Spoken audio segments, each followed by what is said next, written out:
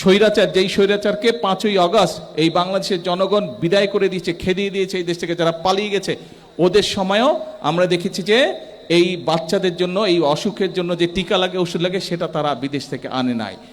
একই সাথে তারপরে 5 তারিখে যেই সরকার আসলো, 5 তারিখে যেই সরকার আসলো, সেই সরকারও প্রায় 1.5 বছর ক্ষমতা ছিল, তারাও বাচ্চাদের কথা চিন্তা করেনি, তারাও এই ওষুধটা আনেনি। ফলে মধ্যখান দিয়ে কি হলো, এই অসুখটা যখন শুরু হলো, দুর্ভাগ্যজনকভাবে অনেকগুলো শিশু প্রাণ হারালো।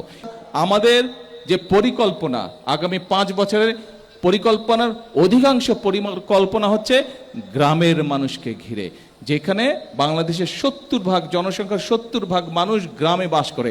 এই মানুষগুলোকে ঘিরে আমরা বিভিন্ন পরিকল্পনা গ্রহণ করেছি। এই যে দেখেন, আজকে একটু আগে হাসপাতালে, এই যে পাশে যে ছোট্ট হাসপাতালটা আছে, এই হাসপাতালে আমরা বাচ্চাদেরকে হাম আর রুবেলার ভ্যাকসিনেশন আমরা দিয়েছি, ইঞ্জেকশন আমরা দিয়েছি, টিকা দিয়েছি। কেন? আমরা দেখেছি গত স্বৈরাচার, যেই স্বৈরাচারকে 5ই আগস্ট এই বাংলাদেশের জনগণ বিদায় করে দিয়েছে, খেদিয়ে দিয়েছে এই দেশ থেকে, যারা পালিয়ে গেছে, ওদের সময়ও আমরা দেখেছি যে এই বাচ্চাদের জন্য, এই অসুখের জন্য যে টিকা লাগে, ওষুধ লাগে, সেটা তারা বিদেশ থেকে আনে নাই। একই সাথে তারপরে 5 তারিখে যেই সরকার আসলো, 5 তারিখে যেই সরকার আসলো, সেই সরকারও প্রায় 1.5 বছর ক্ষমতা ছিল, তারাও বাচ্চাদের কথা চিন্তা করেনি, তারাও এই ওষুধটা আনেনি। ফলে মধ্যখান দিয়ে কি হলো, এই অসুখটা যখন শুরু হলো, দুর্ভাগ্যজনকভাবে অনেকগুলো শিশু প্রাণ হারালো। অর্থাৎ কিছু মানুষের গাফিলতির কারণে বাংলাদেশের বেশ অনেকগুলো শিশু আজ প্রাণ হারিয়েছে। আর যাতে শিশু প্রাণ না হারাতে পারে কোনো শিশু, সেই জন্য তাড়াতাড়ি আমরা বিদেশ থেকে এই ওষুধটা এনেছি।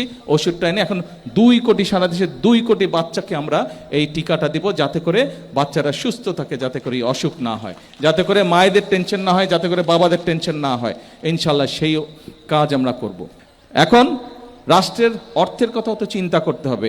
এই যে দেখেন, মধ্যপ্রাচ্যে যুদ্ধ শুরু হয়েছে। যুদ্ধ হওয়ার কারণে যেটা হয়েছে, যেখান থেকে তেল গ্যাস আমরা আনতাম, সেই দেশগুলো আক্রান্ত হয়েছে। শুধু তাই নয়, জাহাজ যেই রাস্তা দিয়ে আসতো, এই যে আমরা শহর থেকে যে লিচুতলা দিয়ে আসলাম, এই যে যেই রাস্তার কথা বললেন, জাহাজেরও এরকম নদীর মধ্যে, সমুদ্রের মধ্যে রাস্তা আছে, সেই রাস্তাগুলো বন্ধ হয়ে গেছে। ফলে তেল আনতেও কষ্ট হচ্ছে, এবং যেহেতু যেই দেশ থেকে আমরা তেল আনতাম, ওখানেও দাম বেড়ে গেছে। ফলে অনেক বাড়তি দাম দিয়ে তেল, ডিজেল, পেট্রোল কিনে আনতে হচ্ছে আমাদেরকে। ফলে রাষ্ট্রের অতিরিক্ত অনেক অর্থ চলে গেছে। এই অর্থ কাদের? রাষ্ট্রের অর্থ কাদের? আপনাদেরই তো অর্থ, এই অর্থ আপনাদের। সেই জন্য আমাদেরকে বিবেচনা করতে হবে যে কোন রাস্তাটা 4 লেন করা প্রয়োজন, কোন রাস্তাটা 2 লেন করা প্রয়োজন। যেটা 2 লেন দিয়ে কাজ হবে, সেটা 4 লেন করে খামাখায় জমি নষ্ট করার দরকার নাই, অর্থ নষ্ট করার কাজে রাস্তা ইনশাল্লাহ হবে।